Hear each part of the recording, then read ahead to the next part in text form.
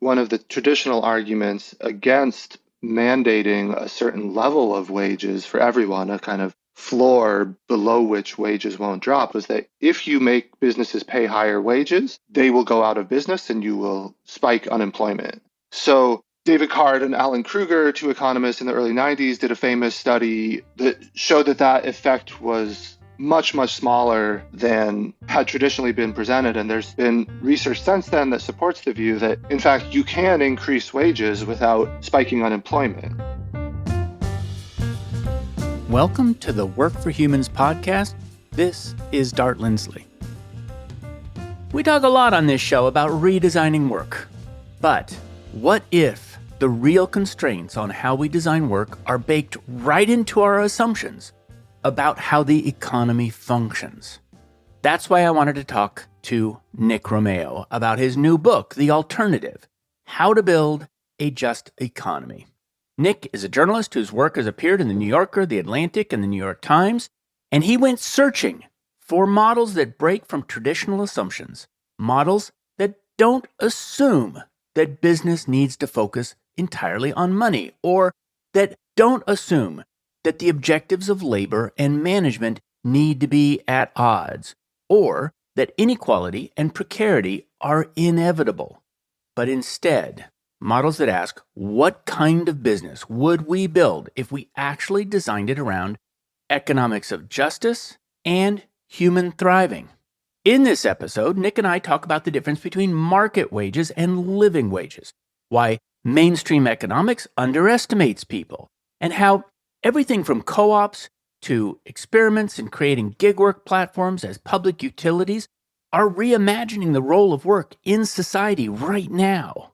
If you've ever wondered whether a different kind of economy is possible, this episode gives concrete examples of alternatives that are in practice today. All right, as always, if you enjoy this episode, subscribe wherever you listen to podcasts. And now, my conversation with Nick Romeo. Nick Romeo, welcome to Work for Humans. Thanks for having me. So on the show, we explore all the different aspects of the design of work. And there's a thread that we're following. There's a number of different threads that we're exploring as we figure out how to design better work. And one of them is, how deep into the operating system of businesses do we need to dig before we can create the context in which great work design can thrive? And so your book, The Alternative, and I want to read the full title, The Alternative: How to Build a Just Economy. It starts off by challenging traditional economics and pointing out that many of the assumptions of traditional economics are wrong for various reasons, some of which are methodological and some of which are motivated thinking. And then you show a whole list of alternatives, of places where people have executed successfully on ideas that challenge the assumptions of traditional economics and show that they're not as pinned down as we thought. And so I just want to go through all of them. Well, as many as we can get through, anyway. I want to start, though, with economics. And the reason I think I really want to start with your challenges to economics is that you have a great quote in the book, which is, "The world is largely led by men who believe themselves quite exempt from any intellectual influences, but are usually the slaves of some defunct economist." And I suspect we all are, to some extent, slaves of some defunct economists.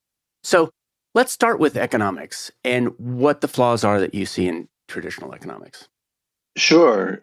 Yeah, the first chapter in the book intentionally explores a conflict within academia over what should be included in an economics education. And, in reporting on this, I spoke to many economists from around the world, folks who have a range of theoretical and political commitments.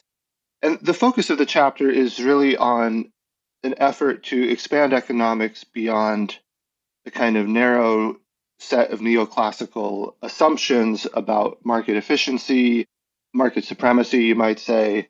And questioning these things is in no way a rejection of the role of markets in every circumstance. It's not a rejection of mathematical modeling. All of those things are still important to the economists that I spoke to and the economists who are critical of the dominant paradigm. But just to give a little distilled version of the historical narrative in that chapter, for what it's worth, Keynes, who you quoted in the early 20th century, he was also already critical of economics. And he has another remark where he says that the master economist has four elements.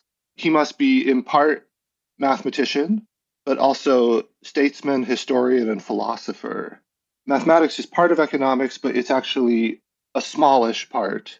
There are all of these other questions that you can never resolve just through modeling alone because they're fundamentally normative or philosophical. They have to do with the distribution of resources, with fairness, with questions of obligation. What do we owe to each other or to future generations or to the natural world?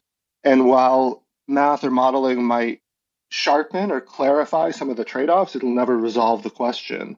So to your point, which I think Keynes is very quotable, and I think he makes the point well about being intellectually enslaved to defunct ideologies of the past, I think some economists were quite aware of their power as shapers of cultural common sense. So, in that first chapter, I also quote Paul Samuelson, who wrote one of the most influential 20th century economics textbooks.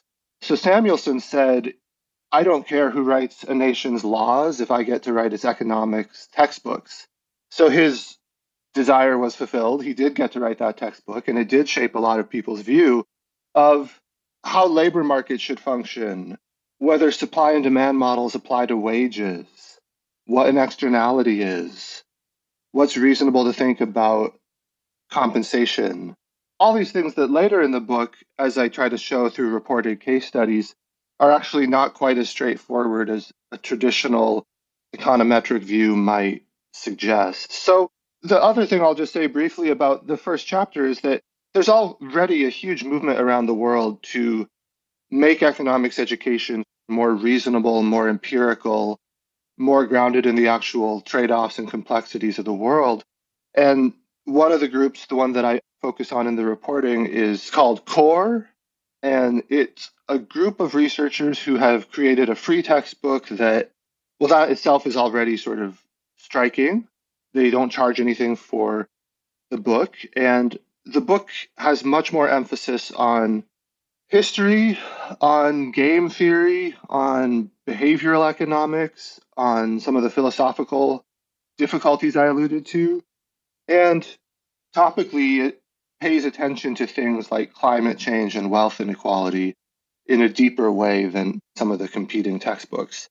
So, in a sense, the entire book, not only sequentially, but conceptually, is downstream from what happens in academic economics departments. Economics is a very influential field, among the social sciences. People who have doctorates in economics or even a master's or a BA, they go on to be advisors, they go on to shape policy in some very consequential ways. So I think that the folks at CORE are correct in the insight that, Samuelson himself recognized this, that if you really want to shape cultural common sense, being the person who writes the economics textbooks is a crucial position of great influence. On Work for Humans, we've been exploring the principles of multi-sided management, which is the belief that work is a product that every company designs, builds, and delivers to employees. Along the way, people started asking how they could put these ideas into practice. So I founded the work design firm 11fold to help your company create the kind of work that makes teams feel alive and engaged instead of dead and dull, so you can reduce turnover and build commitment. We're doing something revolutionary here. Learn more at 11fold.com. That's 11fold.com. And I want to discuss some of the hazards of traditional economics that you pointed out. And one of them is the dominance of math. You mentioned speaking to some students in economics, or maybe somebody else spoke to them, in economics departments and asking them, what was most important to their studies. And they felt that it was mathematical modeling and that it is somewhat separate from ethical or moral considerations of the outcomes of those models.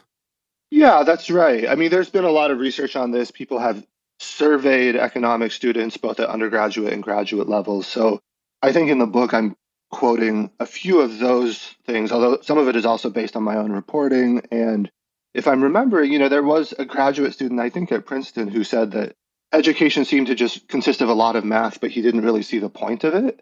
So there wasn't a clear connection to the real world. Someone else I spoke to in Europe recalled having a very technically brilliant colleague, and this was in a PhD program. This person had never heard of Adam Smith. They'd never heard of Karl Marx, John Stuart Mill. Some of the just, the major figures in the history of the field were random names that had no meaning. And so the idea that you could solve all of these questions just through better modeling, it's like a category error. That's what philosophers might call it, where it's just the wrong type of question. It's in no way a rejection of math. It's just a recognition of the limits of one tool to fix every type of problem. And so an example of that comes from another student who, this was a young person in London who was taking an economics class in which they were reading from the core textbook. And the student asked their graduate instructor, what does the data show is the right level of wealth inequality? They might have said the Gini coefficient. What's the right Gini? Right? And the GSI, to their credit, just said, well, that's not a question you can answer with data, right? That's a sort of philosophical or political question. What is the correct level of inequality? You're never just going to crunch the numbers and figure out that the right Gini coefficient for a society is 0.3. Yeah, one of the quotes, and I can't remember who said it, was math poses a low ceiling on the complexity of what questions economics can study. Absolutely. I think that's very well put. And describe some of the fights over economics textbooks and also chairs in universities. This is something that it's sometimes easy to feel like conspiratorial. Like, why is it that economics departments are often very ideologically similar? The members of those departments have very similar worldviews. You might ask a lot of questions there. You might say, is that just reflecting that everyone went through a similar training, or is there an actual selection mechanism whereby similar types of worldviews are chosen prior to training? Is there something more sinister happening where actual funders of endowed chairs in econ departments are directly influencing the selection of candidates and screening out certain ideologies? I mean, these are questions that when I was chatting with economists, I would often ask, and people have different views on it. There is some research and scholarship on these questions. I mean, one fascinating study that I talk about a bit in the book was done by Ha-Joon Chang and Mohsen Javdani. These are two economists who were trying to understand the level of ideological openness versus closedness among members of economics departments. I think actually they were looking at people with PhDs in economics. And so I don't want to get too far into the weeds here, but they had a clever experimental design where basically they vary the attribution of the statement to, so in one condition, they would attribute the statement to someone who's conventionally thought of as left of center, and then they would switch it to someone right of center. So you might go back and forth between Keynes and Hayek, or Keynes and Milton Friedman, right? And the prediction was that if people are paying attention to the content of the statement, their evaluation of it should not change based on who said it. But if the source of the statement is actually influencing their agreement, they're going to be more likely to agree to statements when they're attributed to an ideologically sympathetic figure or an ideological enemy, so to speak. Anyway, I mean, all this is sort of in the weeds to some extent, but it does show a pretty striking level of ideological conformity among neoclassical economists. And, it's easy to overstate this. There are heterodox economists. Even in America, there are certain departments at certain universities that are known for broad-minded, interesting thinkers. But it's certainly a field that has seen an influx of money in the second half of the 20th century, especially where a lot of right-leaning foundations, think tanks, endowed chairs were set up. And I think all of that reflects Samuelson's insight. I also tell the story in chapter 1 of Samuelson himself at MIT. Interestingly, I'm sort of presenting Samuelson as this epitome of conservatism. Quite the contrary. At the time in the 1940s, and early 50s, he was perceived as way too far left to be acceptable at MIT. And there was a campaign by business executives to remove him. He was accused of being a communist. And then within 20 years, he was perceived as actually fairly reactionary and conventional. So that just, I think, further undermines the sort of basic claim that runs throughout the chapter, which is that many of the truths that economics treats as immutable and as epistemically similar to scientific laws, they're actually just political conventions that shift across generations as common sense changes as well. Yeah, I think the point there about economics being thought of as a set of physical laws is really important. You have another quote. You have a lot of great quotes in this book from Tolstoy, which is that when people behave badly, they always invent a philosophy of life which represents their bad actions to be not bad actions at all, but merely the results of unalterable laws beyond our control. And so the use of economics as a physics envying approach to understanding the world, it's important to say a lot of it is not physics.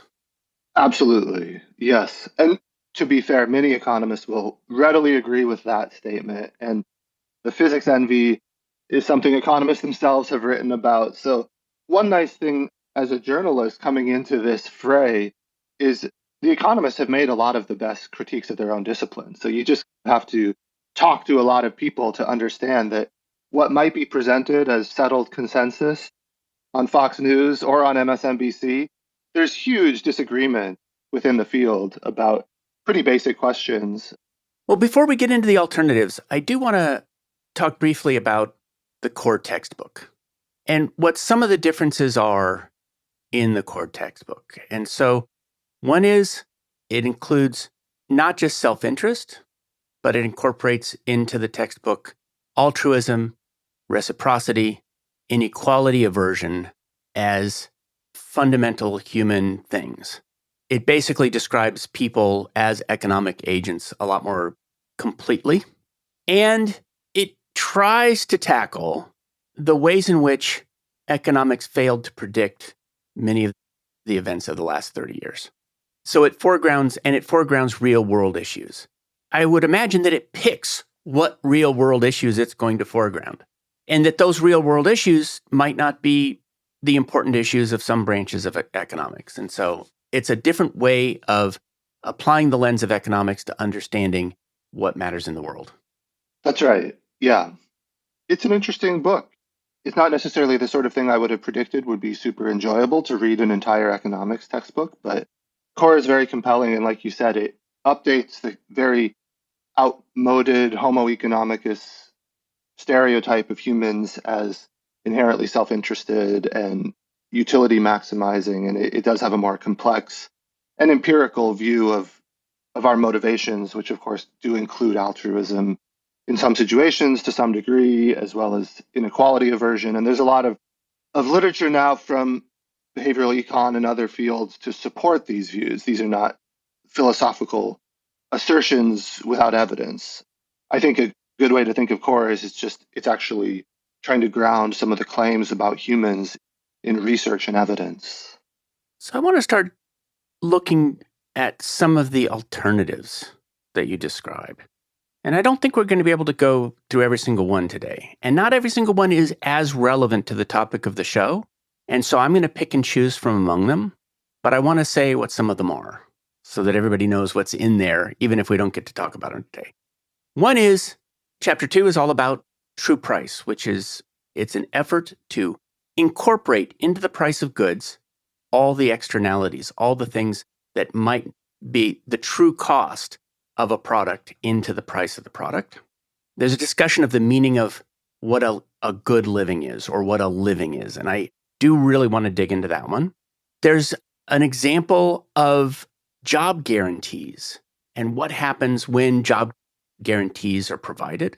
There's a story very interested in this one about gig work as a public utility and people who are trying that as instead of making gig work a for-profit extractive kind of business, to make it a public utility that supports everybody.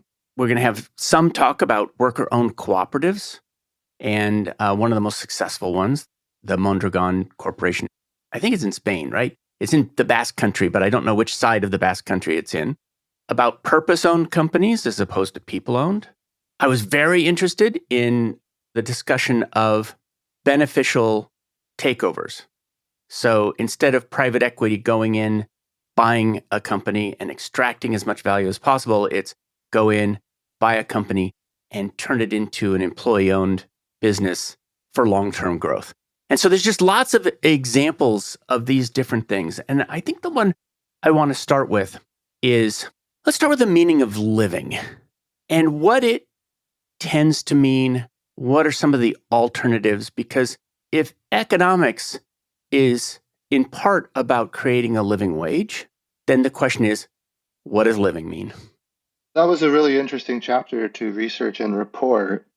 So, as you said, this sort of question, what is a living wage, can be answered in different ways. So, one of the dominant ways to approach it is just to crunch a bunch of numbers, right? So, you look at the cost of housing and food in a given geographical area, you make some assumptions about other expenses, you input the size of a family, you update your model regularly, and then it spits out a number, and you say, this is a living wage.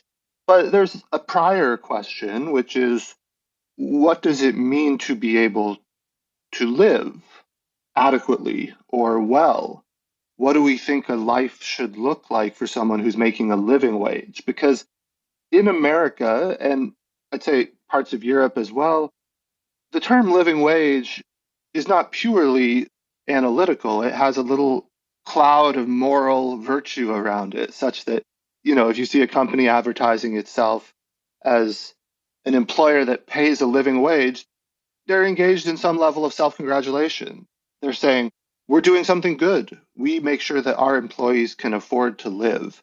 So then, if you go back to the early part of the 20th century, the definition of a living wage by people like Teddy Roosevelt, by the person who coined the phrase, or at least popularized it, a priest in the early 20th century, they thought that living meant what today we might call having a middle class life, where you have enough money to save a bit for retirement. You have enough money to pay for your kids' education. You can afford to go on vacation. You can afford to go out to a restaurant now and then. Nothing extravagant, but also a little bit of separation from living paycheck to paycheck, right? There's like a little bit more comfort and buffer built into their sense of what living is. So fast forward to the present and really the last 30 years or so, the concept has shrunk. It's been stripped of some of these elements for saving, for leisure, for providing for your kids, being able to afford enrichment, summer camp for your kids. All of that has gone away. The most influential model today that's widely used is MIT's living wage calculator.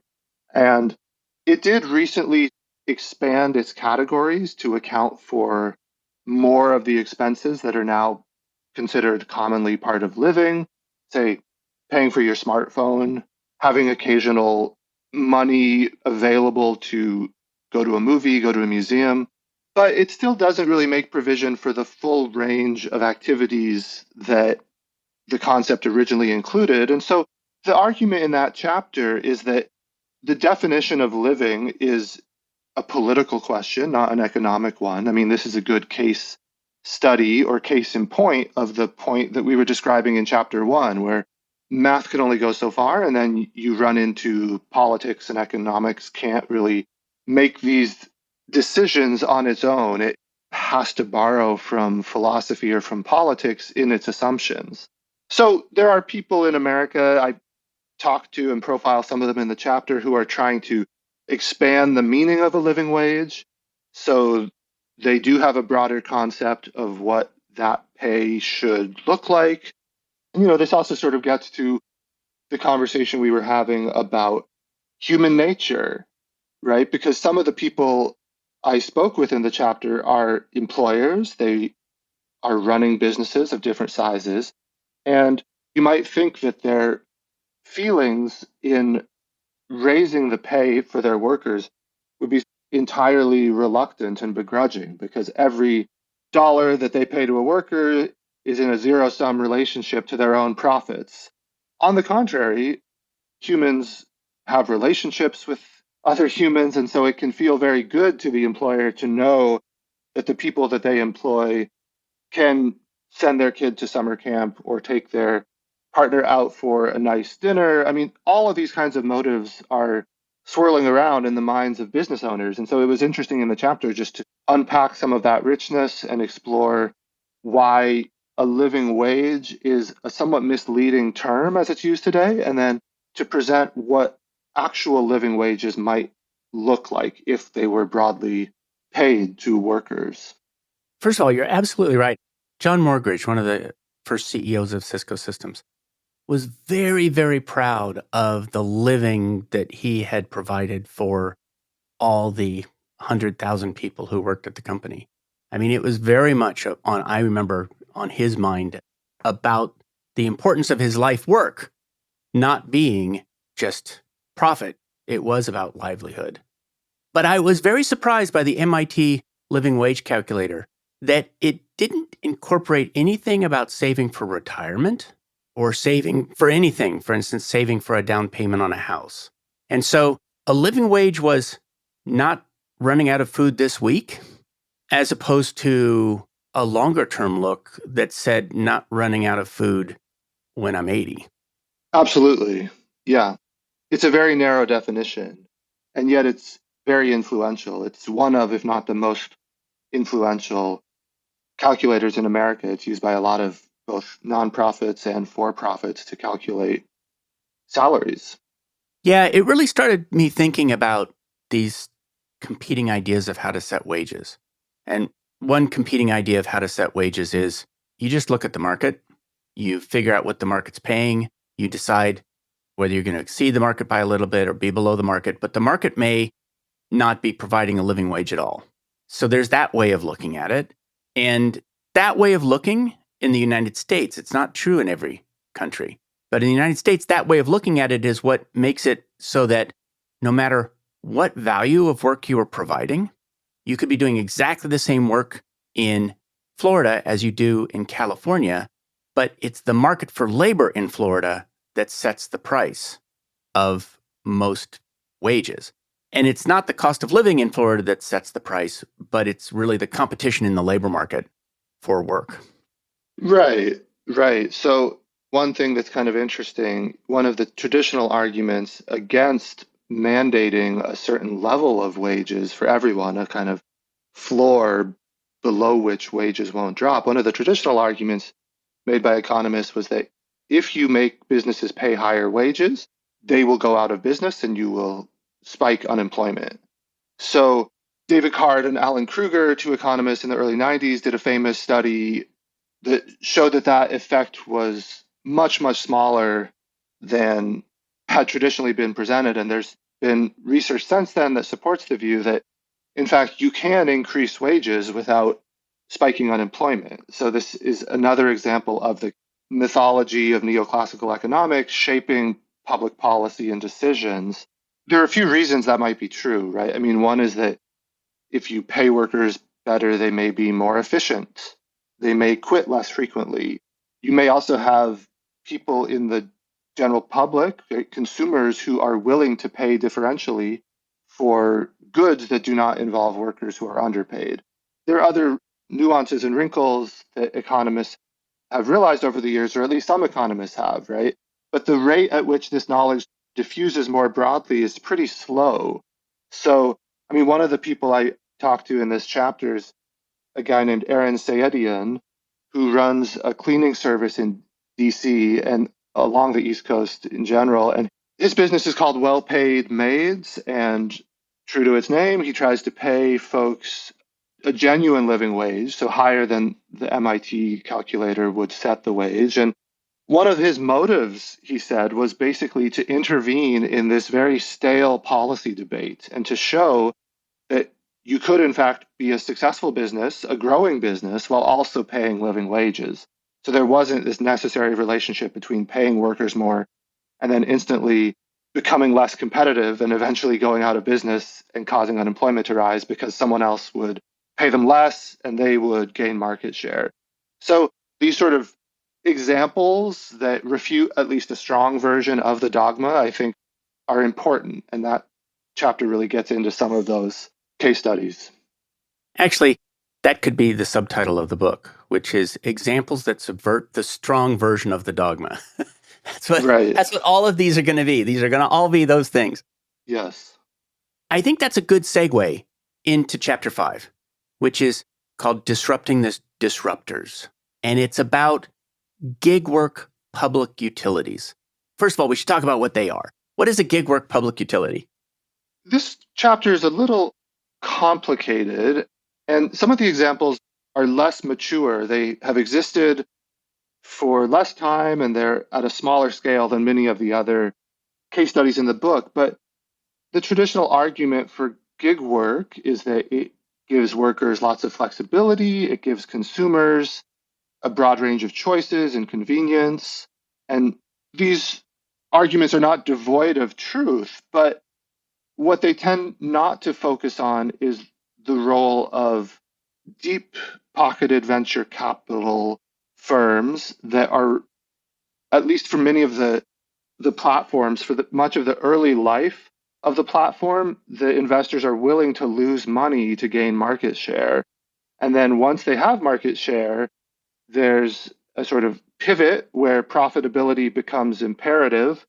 And that often comes right out of the wages or the benefits, if there are any, for workers. And so, you'll have rideshare drivers, for instance, who lose 20 to 50% of every ride to the company, right? And it's not that the company is providing no value. I mean, they have created a platform and they've also assembled a critical mass of users so that drivers know they can find a customer whenever they'd like to work. So there is some value there. The question in chapter 5 is whether the same model could be deployed kind of in the public interest. And so when you say the phrase gig work as a public utility, I think that might not be immediately transparent what that means. But the idea would be instead of letting a private company take 30 to 50%, what if you had a cap on the extraction from every transaction such that you had 3 to 5% of every transaction flowing away to, it could be a private company or it could be a nonprofit, whatever entity is facilitating the platform itself. There is value in that there's complexity. You have to keep the thing up and running so that drivers can find people who need rides or whatever the exact exchange is.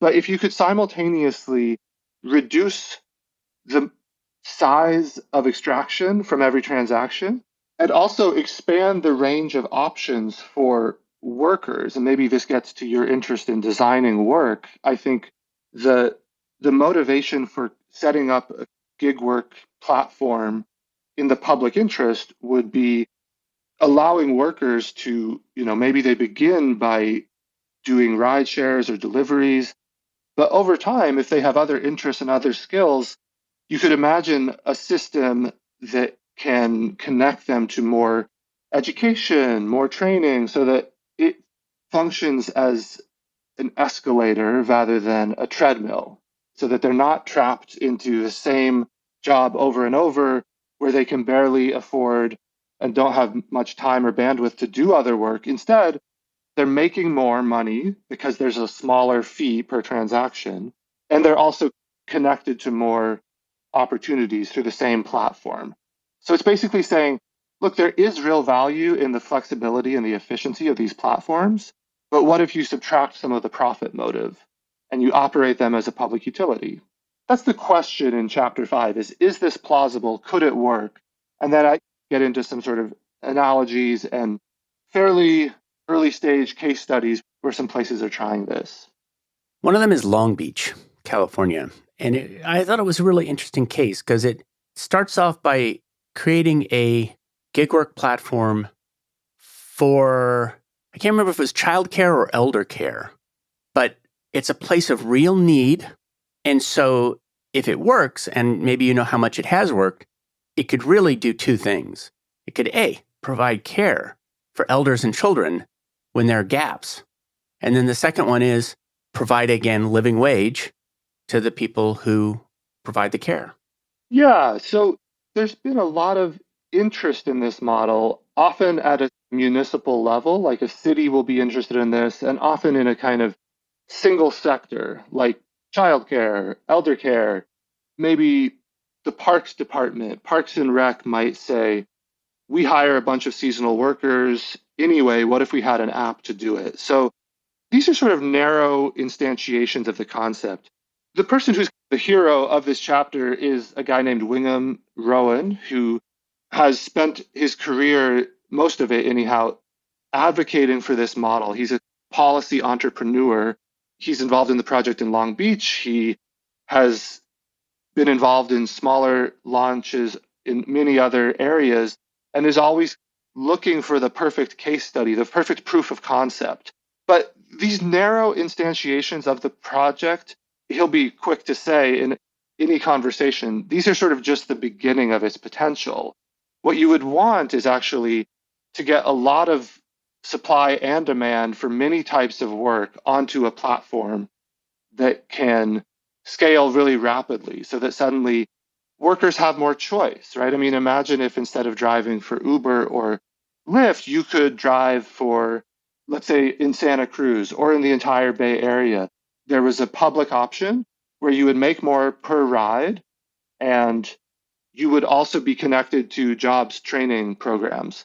You might start out as a driver, but within a few years, you might have to working as a home health aide or a trainer or whatever it is you're interested in. So, and maybe you would want to just continue driving. Now, for that to actually scale, you need enormous amounts of both supply and demand on one platform. You can't launch with 5 users and hope for the best. It's a significant hurdle. The initial startup has to be done at a large scale for it to work. And that gets back to the challenge around competing with companies that have lost money for years and often broken many laws in order just to gain market share. It's hard to just from nothing launch a competitor. Although I think in principle, his vision of the model, everything kind of pencils out, but there is this initial startup cost, which is very high. Yes. Andrew Chen wrote a book called Cold Start, and it's all about how when you're setting up a multi-sided platform, one side of the market is a lot harder to get going than the other, and that it takes enormous investment to get the flywheel going because of that side.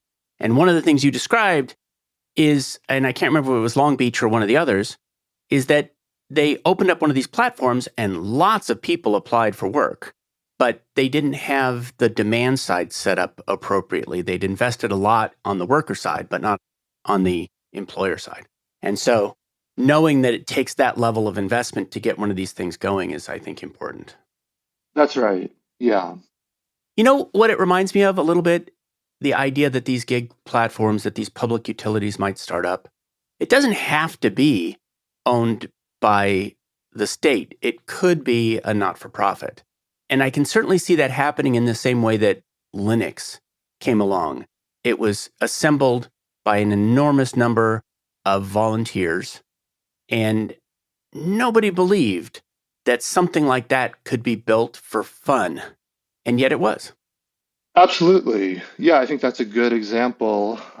Another analogy for how it might work is the national park system is based on concessions to private companies. Lotteries often function this way as well. So you'll have a private company that runs services and operations at a national park or that runs a lottery, but they're doing so in the public interest broadly. They've competed to win that contract. It's very valuable, and they're limited by statute so that they're not going to be extracting 50% per transaction to get back to the gig work analogy, right? But you could imagine a scenario in which you sort of get some of the efficiencies of private market competition, but all of the providers are competing for this enormous public market. And it's not free for all of labor practices that the current gig economy is. So I want to move on to one of the topic of one of the later chapters, which is cooperative takeovers. What is a cooperative takeover? A cooperative takeover is the acquisition of a business followed by its conversion into some kind of cooperative form. That could mean a worker ownership model. Worker owned co ops are popular. It could mean some level of profit sharing. It could refer to the sort of governance model. So it could mean that the company, after its acquisition and conversion, empowers workers to participate in how the company is run, which would usually involve changing the compensation structure, right? If you have democratic governance at a company, it's unlikely, to say the least, that you would see an executive worker pay ratio of 350 to 1 if all of the workers are voting on whether the executive should make 350 times what they do. So that's the basic idea of a cooperative takeover. It's the purchase and then conversion of a business to a cooperative structure. And I can see that happening different ways.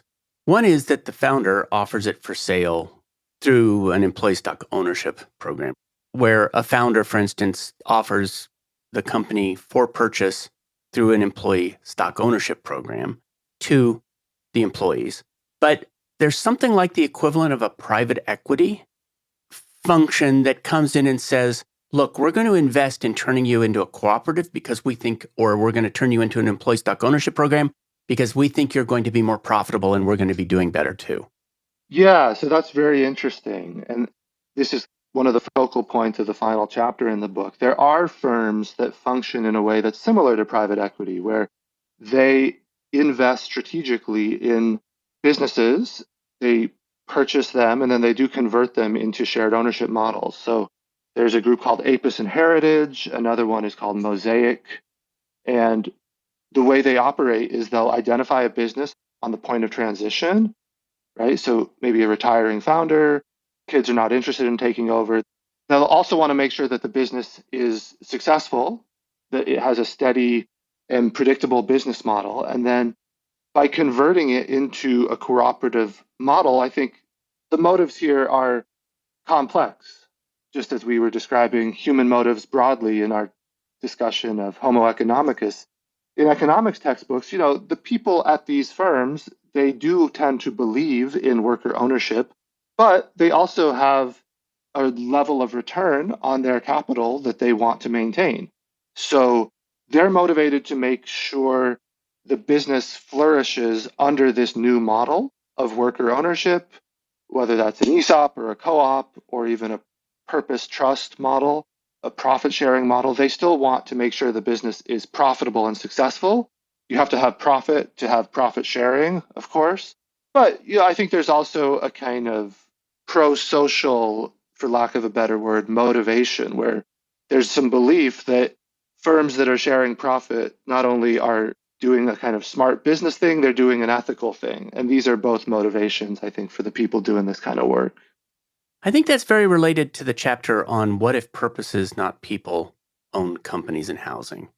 And it's about founders moving companies into trusts with purposes as their goals.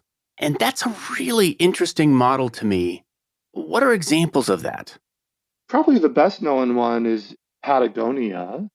But in the chapter, I focus on some smaller but still sizable businesses that have adopted this model. And I can tell you a little bit about the motivation of the people who make the choice. Let's say that you're retiring and you're thinking about your options.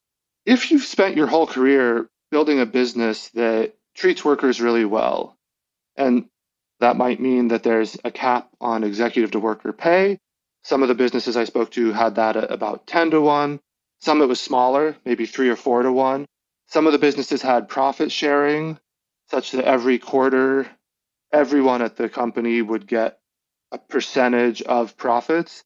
If you've spent your whole career setting up some company that really benefits your workers, and then you're thinking about what to do when you retire, the option of selling to a strategic buyer or to a private equity firm typically is not very attractive because you understand that the new buyer, unless they're one of those firms that I was describing in chapter 9, if they're a typical firm, they're going to do a sort of evisceration of everything you care about. They're going to strip away profit sharing, they're going to diminish worker voice, and they're going to maximize profits as quickly as they can. A lot of the private equity firms will only hold a company for a few years before they sell it on to someone else. So this is not an attractive option if you're thinking about what to do as a retiring founder and you've spent your life building a more pro-social employment relationship. So the purpose trust, sometimes it's called employee ownership trust, it protects your business into the future from that kind of acquisition. And the way it does that is by removing some level of decision making power from future humans who will be involved in the company. So you have this legal document, you transfer your business to a trust, which is a legal instrument, and then the trust is governed by a document that can stipulate its purpose, right? So you might say that in perpetuity, the business will never exceed a 10-to-1 executive to worker pay ratio. You might stipulate other things. You might say that a certain percentage of profits will be donated to these nonprofits annually. So whatever a retiring founder thinks is the sort of essential DNA of their business that makes it valuable to society, those are elements that you can secure through this legal trust. And that gives the retiring founder more confidence, such that the next generation of people who are working at the company and who are making decisions about how to run the company, they're constrained, right? You're going to have a board of people, maybe including a worker, executing the trust. So you would probably build in some level of flexibility. There might be times when business is not going well, you have to depart to some extent for some period of time from some of the values in the trust, right? And these are kind of interesting wrinkles that you can imagine have to be designed very carefully. But the broader idea of securing the basic purpose of a company from hostile takeover, right? From private equity takeover or a strategic buyer who's going to merge your business with another or strip workers of a lot of benefits and protections. These are the scenarios that I think the people in that chapter on trusts are trying to protect against. I'll just add that when you think about the number of retiring business owners, baby boomers mostly in America, there's an enormous opportunity for the broad scale deployment of this sort of model where all of the businesses that are currently treating workers decently could use trusts to secure at least another generation, if not longer, of workers to secure those same benefits for the workers into the futures when they're no longer running the companies. So the trust is a mechanism for extending the vision of a founder into the future. It makes a lot of sense to me. It makes a lot of sense, which is that you're a founder, you've built a company, you're proud of the thing you built. You don't want to see the thing you built evaporate, and you don't want to see it transformed in a way that it's unrecognizable to you in terms of its purpose and its quality of what you created. Bart Houlihan, who we had on the show, founder of B Lab, that's exactly what happened to his company. He built a company that had a triple bottom line. It really focused on the workforce. It really focused on the environment and having quality supply chains. And it had $200 million in market share. I mean, it was a big company in revenue. And the corporate charter forced him to sell it to the highest bidder, who dismantled the supply chains and fired all the workers and essentially demolished the company. And so B corporations were created so that corporations could be founded that didn't have to simply sell to the highest bidder. But founders are in a different position, which is that founders don't have the same sort of corporate charter where they have shareholders necessarily, especially the kind of founders you're talking about where they own the company. It's a private company. And so they have much more freedom as they transition it out of their sole ownership to make decisions about how they're going to preserve the true value of the business that they created as a legacy.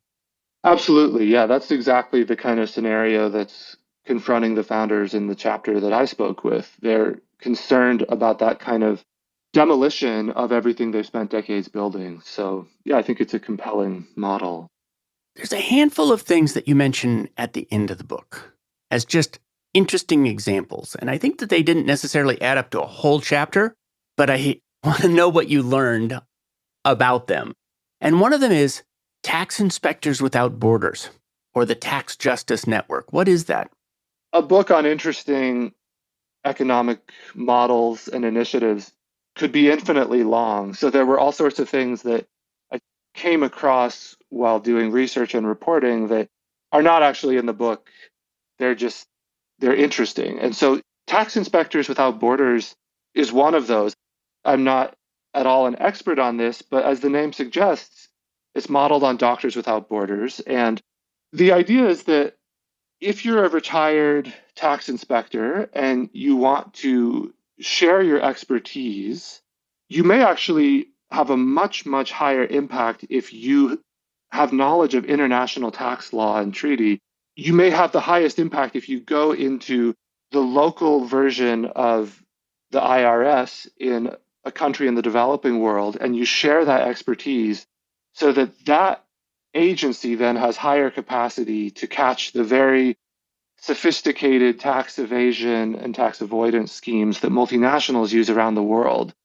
I shouldn't speak too much on this because I'm not an expert, but I did have some interesting conversations with folks who have done this. And sometimes one retired tax inspector can help a country recover millions and millions of dollars of assets that have been spirited out of the country, hidden in tax havens, in violation of international law and of national law in that country. So that's Tax Inspectors Without Borders. I mean, there's some really interesting studies, and the Tax Justice Network that you also mentioned has done some of this research. There's some really interesting studies on what the world would look like if corporations just met their legal obligations, their tax obligations in the countries where they operate.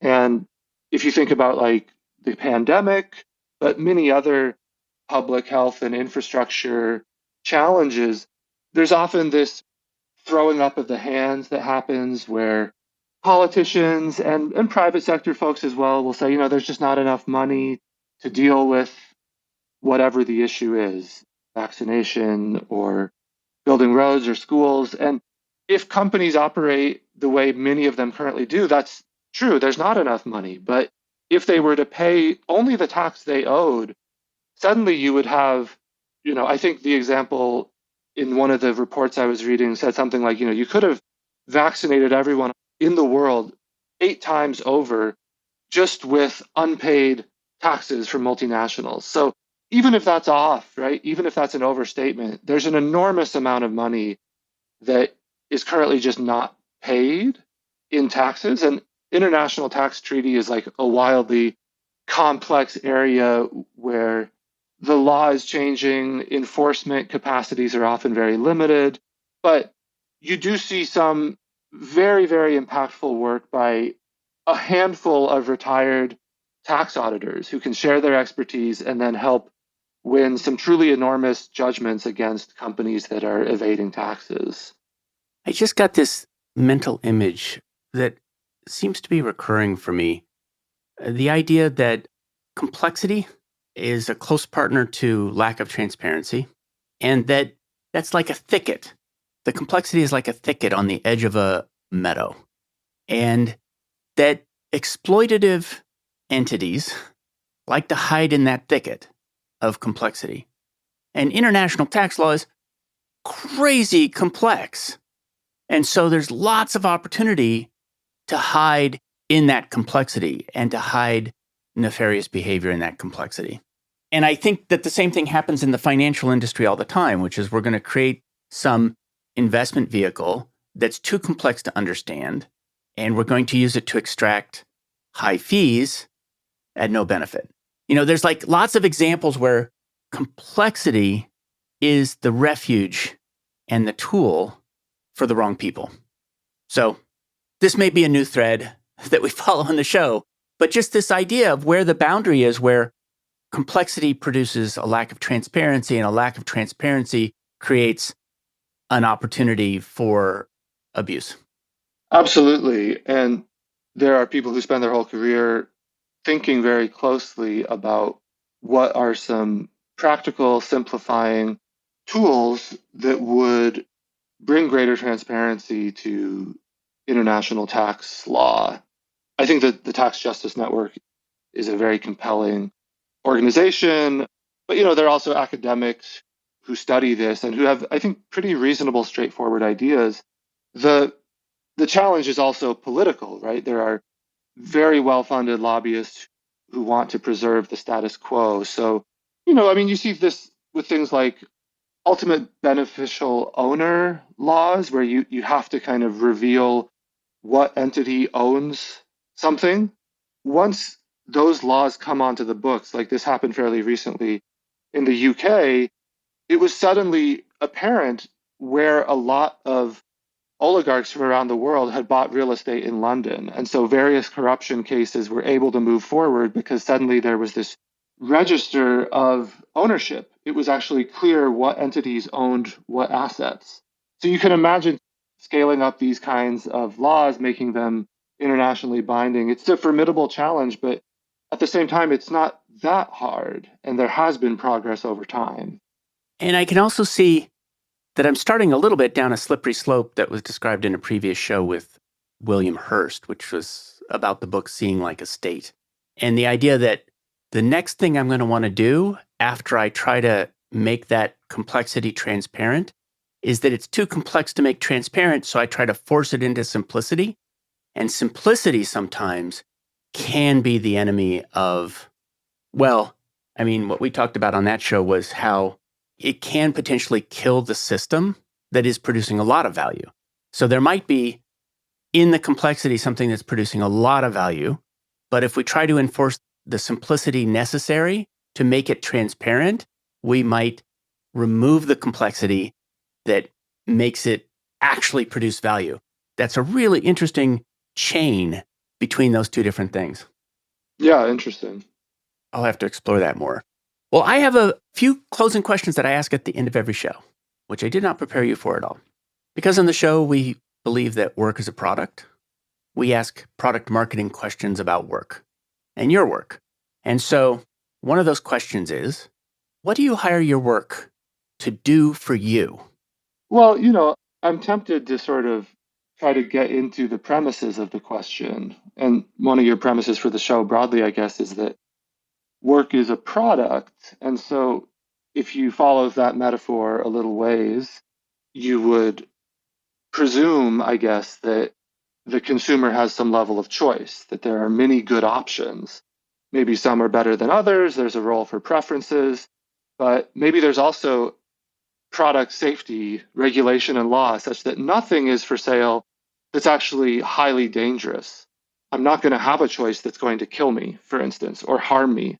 In this book, I think if you took that product design lens and applied it to some of the case studies in the book, many of these initiatives would expand the set of options for people considering what to do with their time, what work they want to do. If they wanted to work at a worker-owned co-op where the ratio of executive to worker pay was 6-1, never higher, and they got annual dividends that were profit share, they would be able to do that. If they wanted to have a public option for gig work, they would have that option. If they wanted a genuine living wage, they would have that option.